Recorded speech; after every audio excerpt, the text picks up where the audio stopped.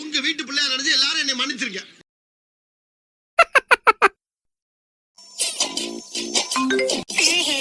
பயங்கரமா பசிக்குதா, கையில வர காசு எப்படி சாப்பிடுறது?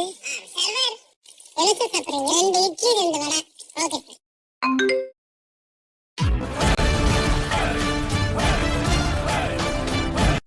Server, 2 set dosa, 2 set masala dosa, 2 set vada, 2 set Pongal.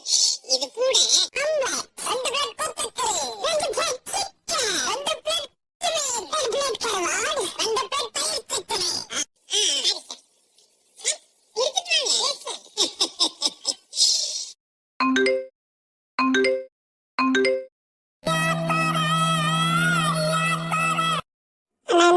ஒரு நிமிஷம், காஃபி மட்டும் போதும்.